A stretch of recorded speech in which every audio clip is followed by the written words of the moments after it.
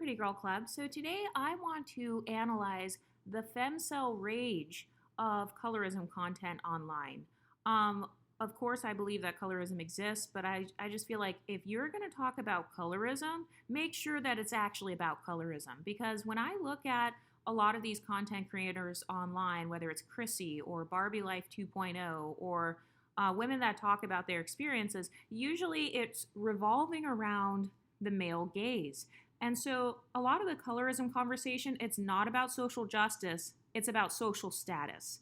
So one of the main talking points of Chrissy was corrective promotion for dark-skinned Black women. And that's totally fine. I agree with that. Like, people should be promoted, right?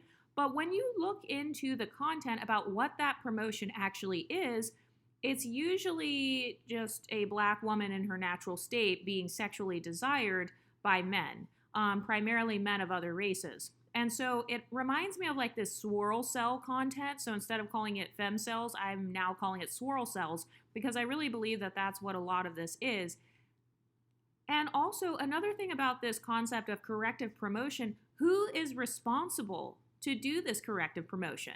Are mixed women responsible to do this? Are Black men responsible to do this? Because I know you guys call them dusty, you guys call us colorists.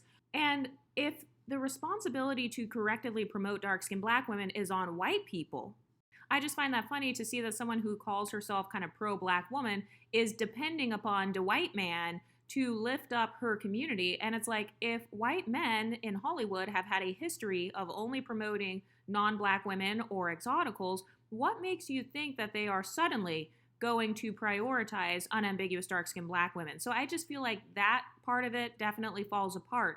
I think that one of the biggest social climbing flaws of the women who come online and complain about colorism is they beg others to be their representation. I've also noticed that there is this beggar's mentality when it comes to dating. If you don't date me, you're colorist. That's no different than broke men online saying, if you don't date me, you're a gold digger. You know, it reminds me of the incels online who get mad at women who have certain standards or certain preferences. And let's talk about preferences for a second. Preferences are not colorist. Colorism, no matter what definition you use, is when you are actively disparaging members based on their skin color. So if the person is not disparaging you, like let's say it's a white guy and he says, I prefer Italian women or something, that's not colorist of him to say. People don't owe you a date. No one owes you a romantic relationship. You're not entitled to being taken out on dates. And so if you look at a lot of the content where women are expressing their experiences with colorism, usually the stories revolve around the male gaze. And I think that the exotical community has exposed that, which is why a lot of content creators no longer want to talk about colorism, because it's been exposed that a lot of the content was really kind of this femcel rage bait. Something that a lot of people do in order to cope with their lives, it's called limerance. Limerance is when you have like this really big crush on someone that you don't really know. Limerance is when you fantasize about a particular person or you're kind of obsessed with them and you kind of have like this intense desire for a romantic relationship with them. I feel like a lot of the colorism content for dark-skinned Black women is really just limerance bait. It's limerance for non-Black men. So if you see these quote-unquote empowering contents, it's kind of like romance porn. You know how they say that sex is kind of like a version of porn for men, whereas romance and romance books and stuff are kind of like a version of porn for women? I feel like a lot of the swirling content, it is kind of like a version of porn for women, because if you look at the actual rates of interracial marriage, if you look at actual marriage statistics of white men, 88% of white men marry within their race. Okay, 88% of white men marry white women. Let's take a look at Hispanic men. 74% of Hispanic men marry someone of the Hispanic ethnicity. So the majority of men of other races marry women within those races, or they will at least prefer women within their races. And so for the women who think that it's colorist to have a certain preference, are you asking these white or Hispanic men what their preferences are?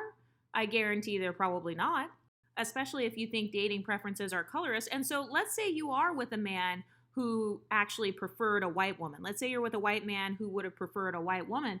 Don't they tell you in hypergamy spaces that you want to get with a man who celebrates you and prefers you, because otherwise he's going to have kind of this lukewarm attraction to you, or he may use you as a Barbara the Builder? Not to mention the statistic that around 87% of men make less than 100K. Hold on, let me pull up the screenshots. 83% of men make less than $100,000 per year, okay? So only 17% of men in the US make more than 100K. Even if a man does make 100,000 per year, I just looked it up online. If you make 100K per year after you take out taxes and stuff like that, the average biweekly paycheck is only $3,800. So it's $3,846.15. So let's say that you happen to luck out, I guess, and you get a man who is making 100K and, he gets his biweekly paycheck of $3,800.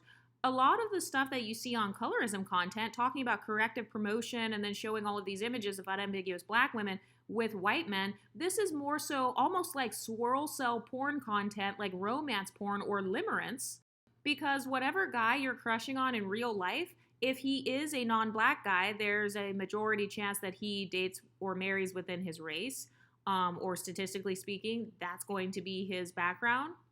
And then there's also a majority chance that he makes less than 100K, which means that you getting a mansion or whatever. The average house in America, it says the median sales price is around $400,000. So a man making $3,800 bi-weekly is supposed to give you this soft life, and he's supposed to take his little $3,800 paychecks, and he's going to purchase you a $500K house, and you're not going to pay any bills, and then you're going to happen to be his preference. Do you see how incredibly unrealistic it sounds? This is why I call it limerance. Limerance is just a fantasy. It's more of a fantasy.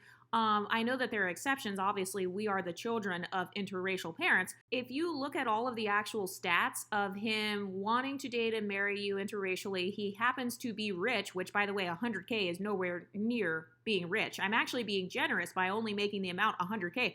If I put that number up to 250K, 500K, or $1 million a year, that stat gets way smaller because the percentage of men who make that much per year goes down drastically. And oftentimes, the most common way that people become a millionaire, by the way, I know this from working in finance, it is people who invest in the stock market, that and also real estate as well. So those are some of the most common ways that people become millionaires, which would make them maybe older on average, or maybe they have some generational wealth. So now you're talking about making YouTube videos, and supposedly these women are going to find somebody who has generational wealth, and he's white, and he prefers you in your natural state, and he makes more than 100K per year. And then you don't have to work a day in your life. You don't have to pay any bills. Do you see how much it actually sounds like a romance novel? This literally sounds like the storyline for a romance novel. And so this is why I have a problem with a lot of the colorism content, because I don't think that it's actually helping a lot of the unambiguous black women. I think that it gives them a nice thing to fantasize about. But limerance is actually something that people do when their real lives are messed up. And so here on this channel, we try to talk about reality, okay? So this is why I say that you should just go ahead and decenter men, because it's not impossible to find somebody that maybe meets your standards, but the odds are so low to the point where you actually have a higher chance of becoming a millionaire by getting your own real estate and investing in the stock market versus other people.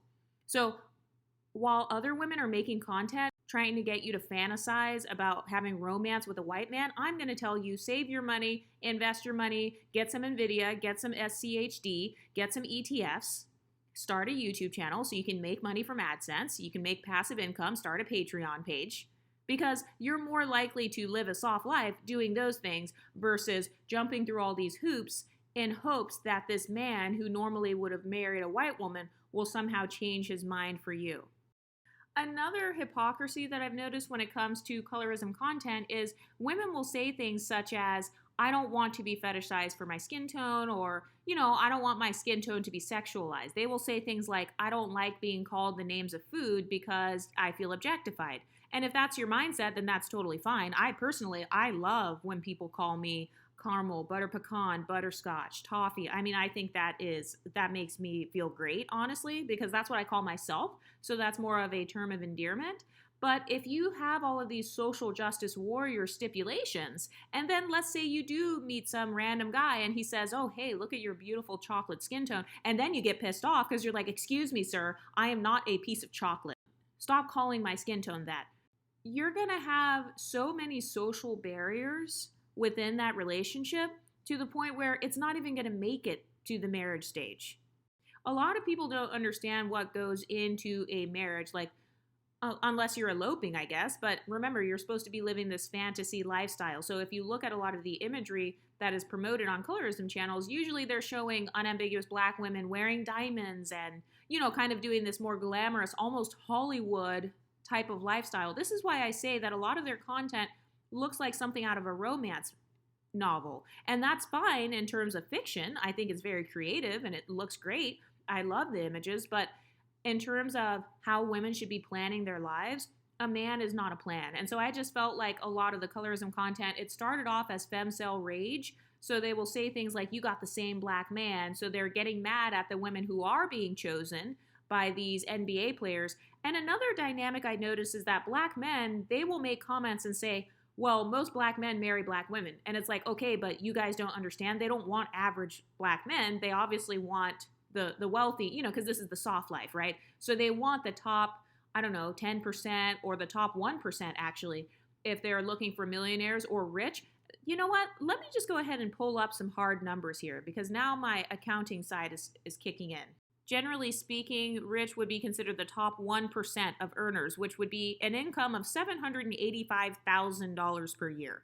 Okay, so you mean to tell me that 200,000 unambiguous black women, they're going to come across a man who is not only non-black, so he's already in the minority right there for dating interracially.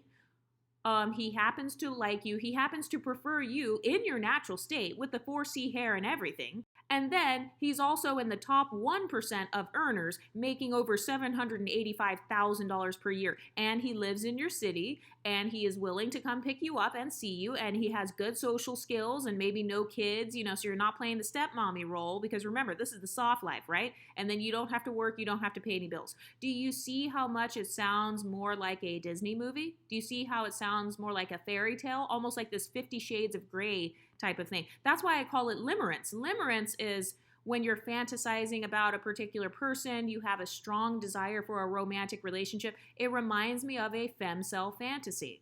But let's say that you defied all of the odds and you still were able to get this rich white guy worth $785,000 and that's his yearly salary. Okay, let's say you get married to him. The average healthy relationship has 2 arguments per week. And we looked that up on one of the Decentering Men videos.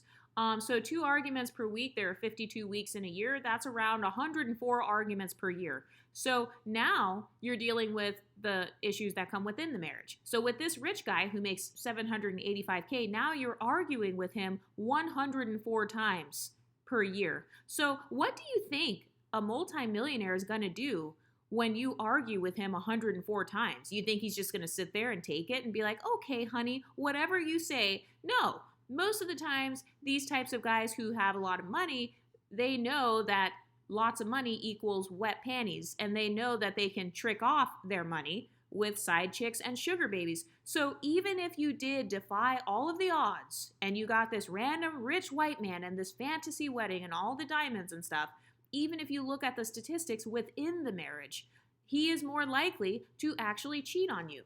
And for those of you who say things like not all men cheat, well, it kind of depends on your definition of cheating, but guess what? You won't be able to defeat my argument even with that talking point because did you know that monogamy exists on a spectrum? Bet you didn't know that. I didn't know that until I actually came on YouTube and started watching videos and stuff. Look at all of the different types of non-monogamy. There are some people who are only monogamous if they are within 200 miles of you. So this means like when they go on a work trip, they're going to cheat. There are some people who go to strip clubs and they still consider themselves to be monogamous with you. So by the way, if you have a boyfriend or a husband, please ask him, what do you consider to be cheating or not cheating? Make sure that there are strong boundaries in there because monogamy and non-monogamy exists on a spectrum. When I use the term cheating, I'm not just talking about, oh, he's having side babies. No, that's only one form of cheating. There's also emotional cheating, like having an emotional affair. So maybe he's not talking to you, but he's talking to his assistant, because he makes $785K buying gifts for another woman. Oh, but she's just his friend, right? She just works for him. He bought her a diamond necklace on Valentine's Day, but she's just his employee. That's not cheating, right? So what are your boundaries for cheating? So even if these colorism content creators had a bunch of women who actually did score the prize, which in their eyes is this rich white man, even if they did score the prize, what is their life actually going to be like? Because I can tell you as a person who studies sociology that I don't want any of that. Like, just looking at the actual statistics, I don't want to argue 104 times per year. I don't want to have to worry about all the different types of non-monogamy this man could be engaging in, especially with an income like $785,000. Not to mention the fact that if you start a business, the average business doesn't even become profitable until 5 years in, which is why I tell you guys to start YouTube channels as your business, because the average YouTube channel can have more potential to become monetized within 5 years. There are some women on here who have made channels that became monetized within 6 months. I got monetized in 8 months, but I was not making videos every single day. So you literally have a better chance of living the soft life by creating a YouTube channel, making videos every single day, investing your money in stocks and ETFs and getting dividend paying stocks and saving your money than you do meeting a random wealthy non-black man who's just going to be so head over heels in love with you. I mean, that literally sounds like something out of a Disney movie or something out of one of those struggle Lifetime movies. The whole concept of a lot of the colorism content, it reminds me of The Great White Hope. So I don't know if you guys are familiar with that archetype. Have you seen the movie Maid in Manhattan with J-Lo? So she was in the movie, she was the hotel maid, and then this great rich white man just comes and falls in love with the maid, and then they just live happily ever after. That's what that reminds me of. A lot of the content, especially when they talk about corrective promotion, because the way to correctively promote a black woman is to show her being saved by the white man. It is to utilize the white man as her mule so that he can hopefully, give her representation, give her money.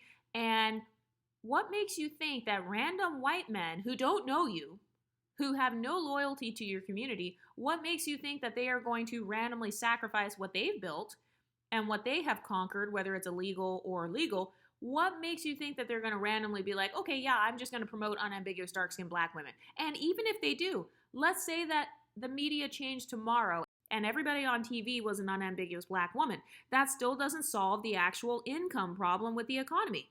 80% of men make less than 100K.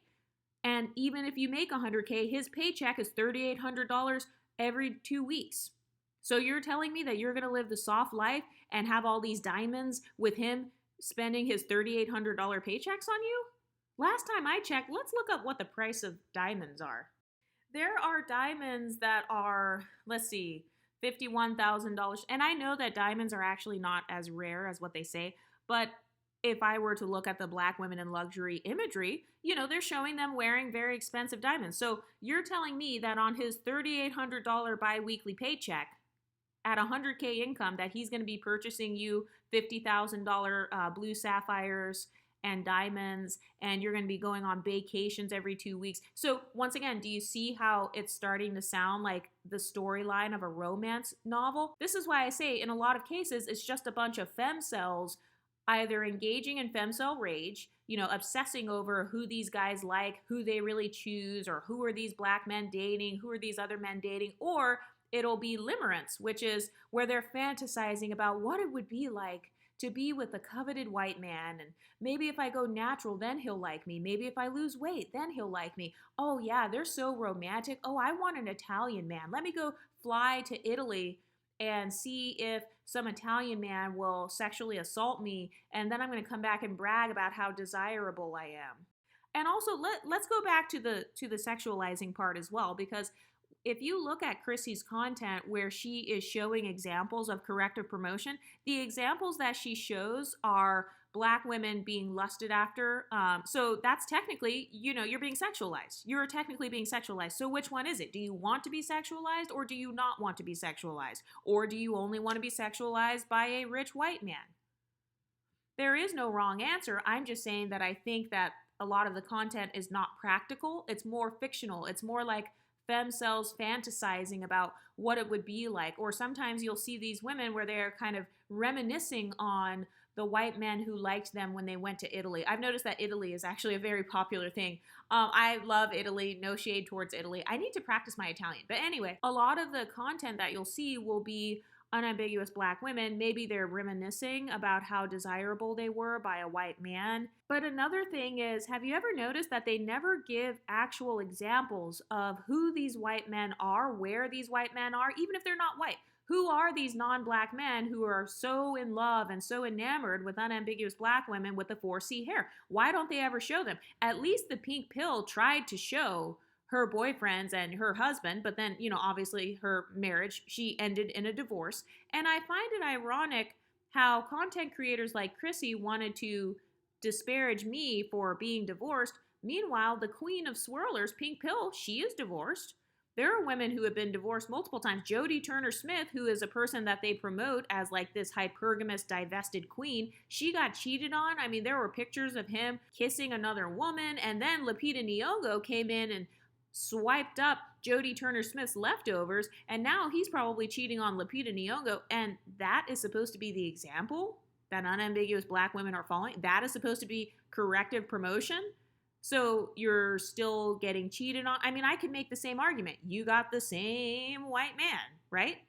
So do you see how a lot of the colorism content, it was either femcel rage, it was extremely male-centered, or it was this limerance, this fake romance novel type of YouTube content where it's like, oh, all you have to do is wear your natural hair and just go to Italy, or just go out by yourself, go out freestyling, and then they're just going to come flocking to you. They're just going to be in love with you. And they're not telling you actual stats. Like, no, whatever guy you're talking to right now, whether he's black or white, there's an 80% chance that whoever your boyfriend is makes less than 100K per year. There's an 80% chance that whoever you meet on a sugar daddy app, it doesn't matter where you meet him, by the way, even these guys that say they're sugar daddies, 80% of them, less than 100K statistically, which means $3,800 bi-weekly. And also, let's talk about the dynamics of the affluent community, because I am someone who comes from more of an affluent background. I am not rich, by the way. Have you ever noticed that everybody's rich online? Has anybody else noticed that? Everybody's rich. When it comes to, especially these femininity coaches or kind of like hypergamy content creators, everybody's rich, and their husband is so rich, and their boyfriend is so rich, and everyone that contacts them is rich.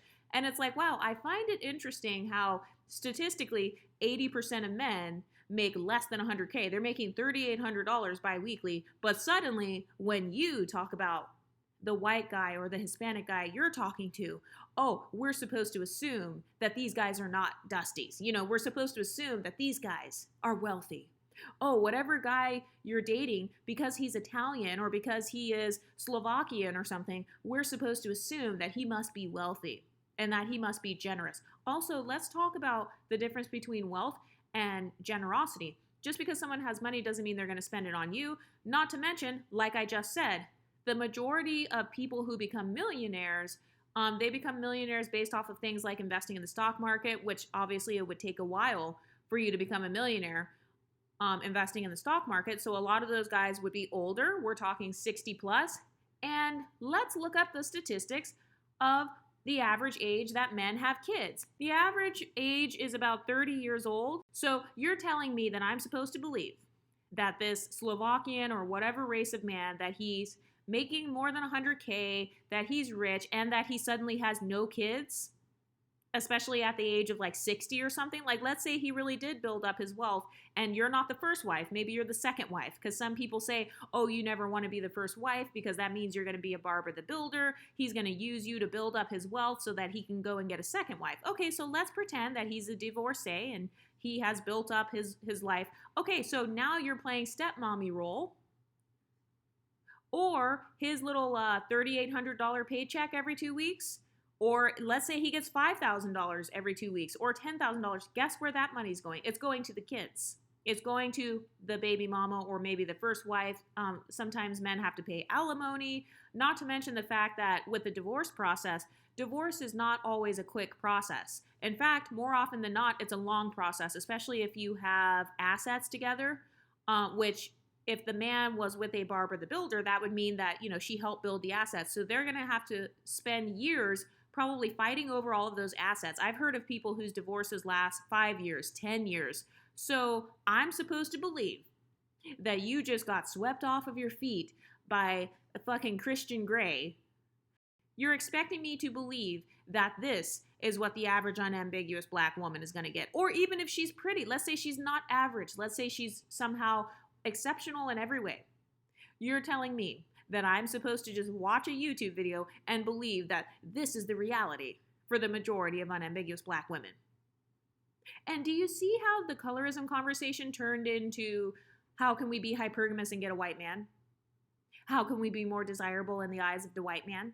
That's why I say it's limerance. It's literally just femcel rage and then femcel fantasy. Another way that I can tell that a lot of those content creators don't come from an affluent background is because they think that if you're a millionaire on paper, that you have a lot of disposable income. Most people who have wealth don't have liquid wealth. There's a difference between being cash poor. A person can be house poor. A person they can lack liquid finances. So if all of his money is tied up in real estate, his money is tied up in all of these stocks and stuff like that, and maybe he doesn't want to get rid of those things, how much liquid cash does that guy have? Because as far as being gifted things like vacations and all that, that has more to do with liquid disposable income. And if a man is older and he has kids, then he's most likely going to be giving a lot of that liquid disposable income to the children or to his ex. Anyway, what do you ladies think? Let me know in the comment section and I'll talk to you next time. Stay pretty, ladies.